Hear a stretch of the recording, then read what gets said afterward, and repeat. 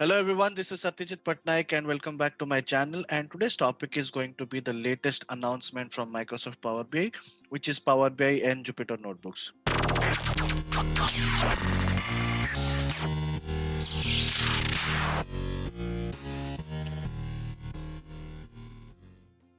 So in this video, I shall be going through the end-to-end use case. I have already created a dashboard.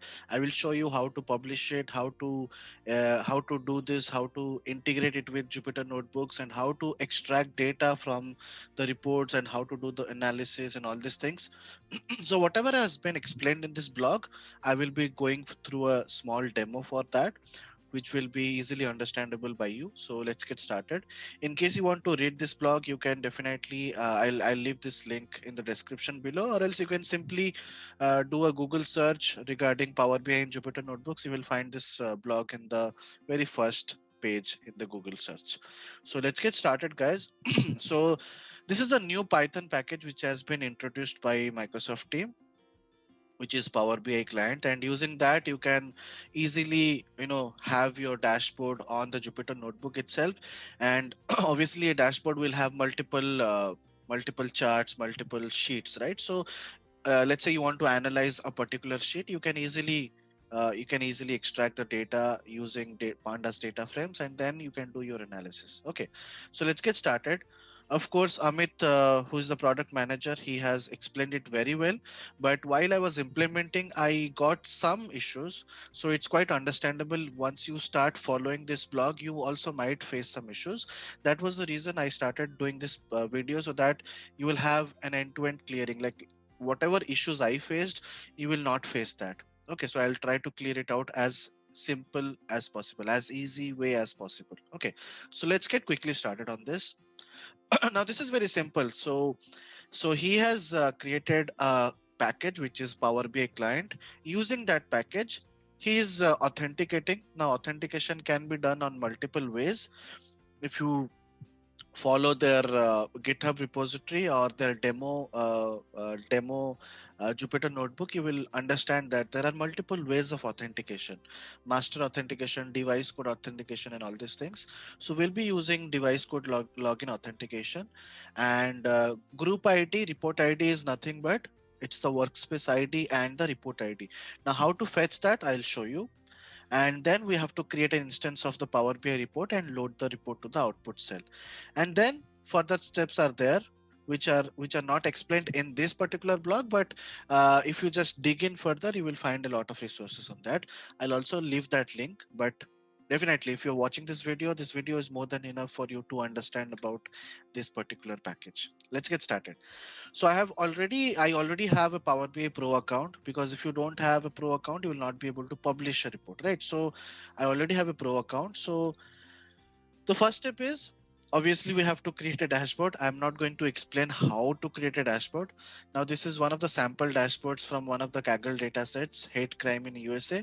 I have just randomly built a dashboard.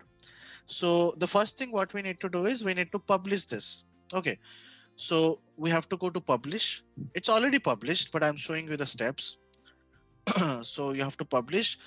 Now before that, if you don't have a workspace, the first thing what you can do is you can go to app.powerbi.com and then create a workspace. Okay, now if I go to app.powerbi.com, obviously you will need your AD authentication and all those things. So here, go to workspaces and create a workspace. So I have already created a testing workspace. Okay, so in the same testing workspace, I will be publishing it. Now save your changes. Yes, save, and then publish it. Okay, so it takes some time because of the system. My system is a little bit slow. So you can click on testing and you can publish it. Okay, now this is how it works. So I'll not replace it because I have already published it, as simple as that. uh, and then I will go to my app.powerbi.com. If I go to the same workspace, testing workspace,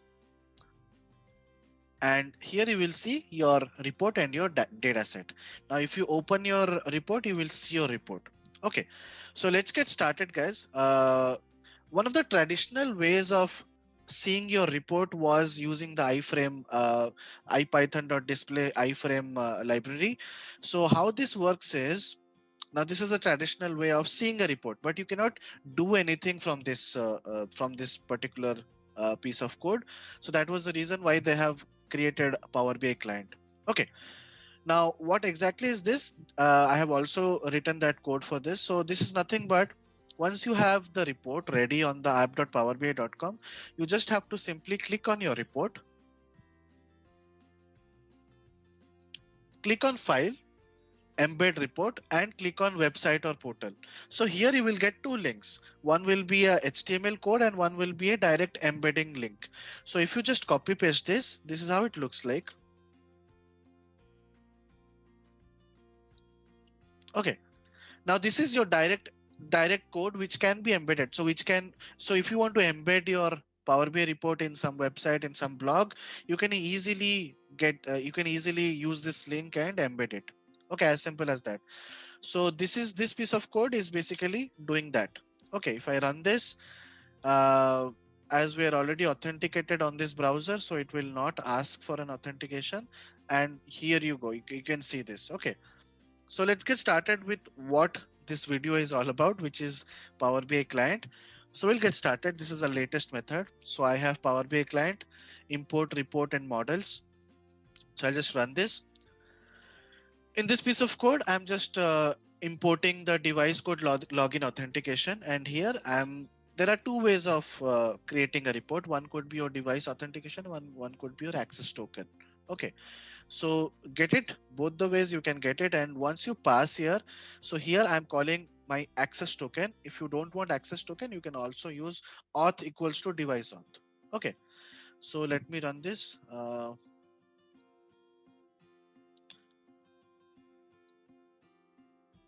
Okay, my import command is still running, so just give me one more minute.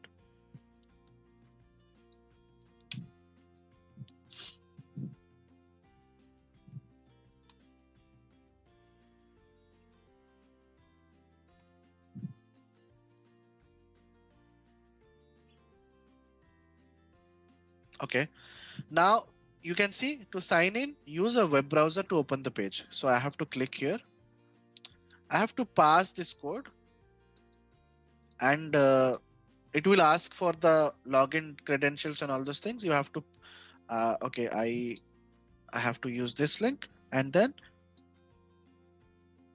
here you go. You have signed into the Microsoft Azure Cloud Platform, and then you can close this browser.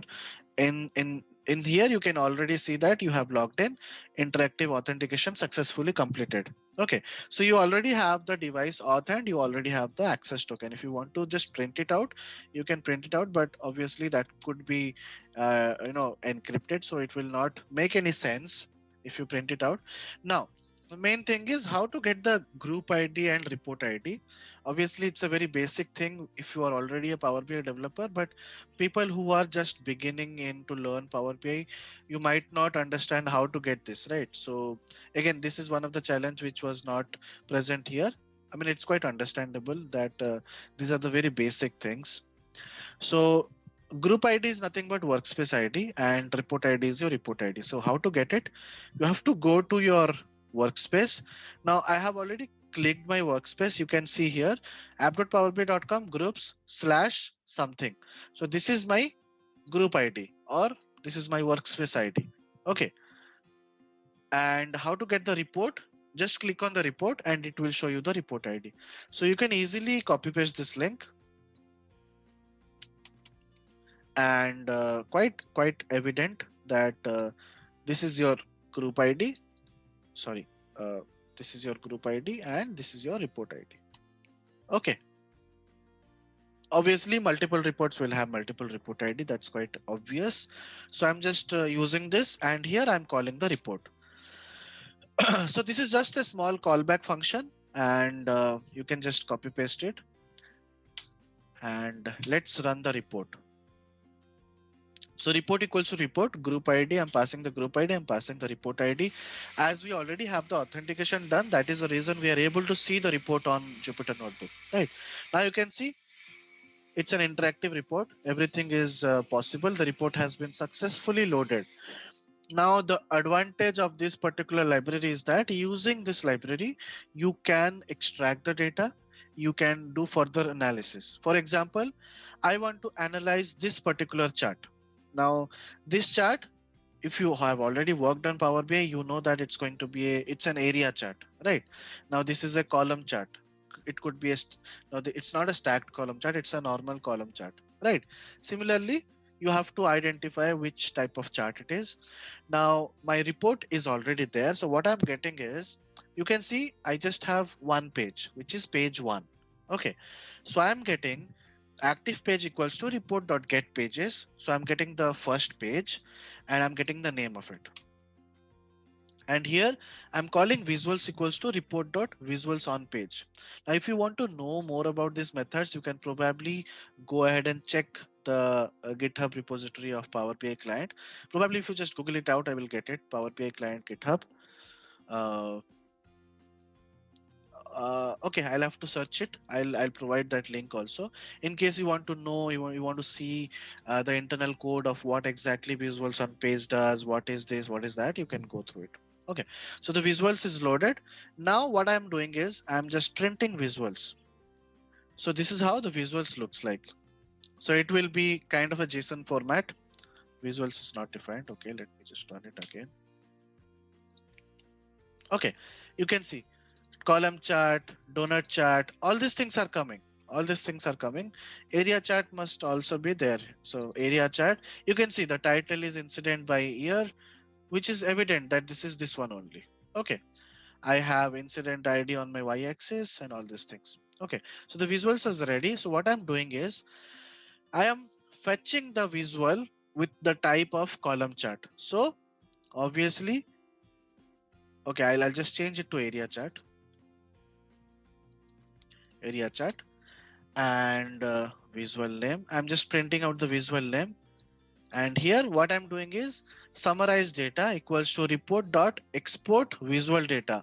Okay, from the active page, from the visual name, I'm exporting the data and then I am trying to read the data.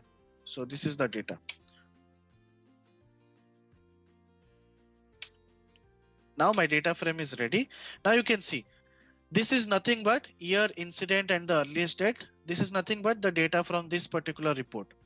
Now, obviously, this report is just having few values in x-axis 2014, 15, 16, 17, 18, 19, and obviously it's very less data. That is the reason we are having 6 rows. But the major thing is that by this you can extract the data using pandas data frames, and from those data frames you can further analyze if you want to and all these things. Okay. Now, if you want, you can also print this particular thing in your charts and you can do your EDA and all these things. So n number of reports you have. So n number of data frames you can create and then combine it, play around with it, do EDA, whatever you want to do. The main idea of this library is that it's accessible through Jupyter Notebook. You can analyze it and then further dig further and do your exploration of data. Okay. Let's get started. Let's get ahead with it. So I have already created a filter report.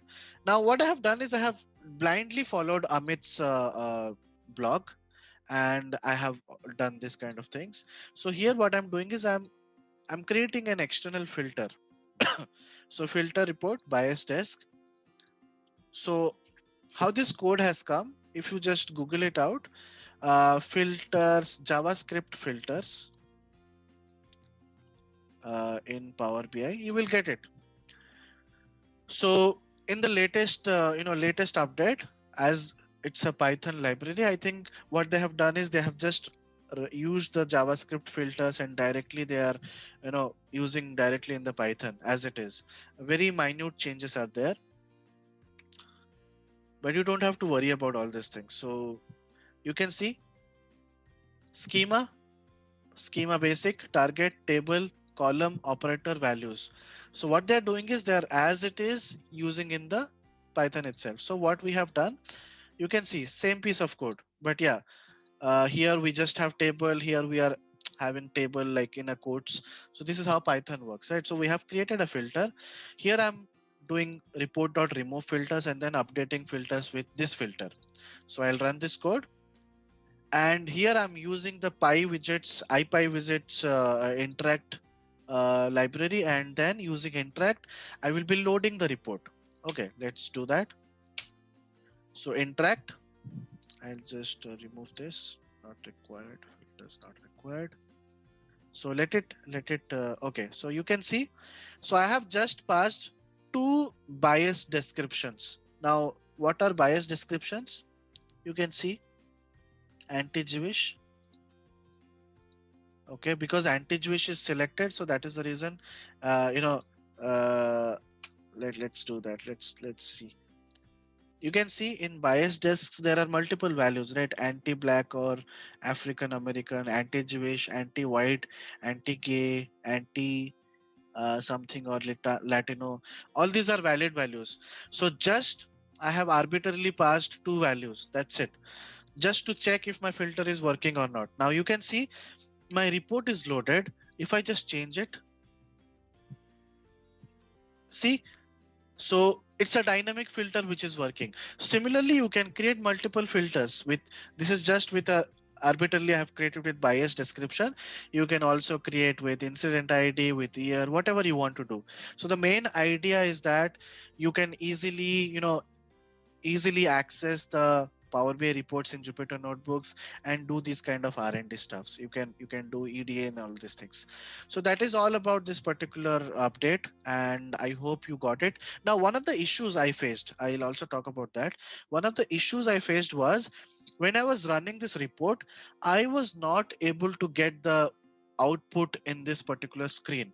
So what fixes I did, uh, now I cannot show you that error, but I will just give you a tips. Okay. So what I did is I was just running this report and I was not getting output. So what I did was I went to the developer options. In this console, let me just remember what I had done. Okay. So I had gone to the settings option, and here uh, this was enabled. Okay, let me show you that. Enable JavaScript and enable 1 second, enable CSS. Okay, let me now close it, and now let me run this. You can see the report is run, but I'm not able to see the output here. That was the issue which I was facing. Okay, it's done. I'm not sure why it was not uploading. Probably if we change this, I think restart of browser is required. But ultimately, if you don't find this report, then you have to go to the developer options, press F12. Once you press F12, go to the settings, and in the settings option you have to go to the sources. In the sources you will have this enable JavaScript source maps and enable CSS source maps. So you have to disable it.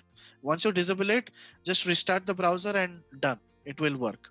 Okay, so this is all about the update, guys. I tried to keep it very simple, and that's it. And one more thing, there is also a new update which is related to the Power BI embedded playground. So playground.powerbi.com, there are a lot of options. I'll not be covering in this particular video, but I'll have separate videos for this. So that's it from my side for this particular video. I hope you liked the session. I hope you liked the video. In case you liked, please like, share and subscribe the channel, and hit the bell icon if you haven't hit, so that you get notified on my future videos. And that's it from my side. Thank you.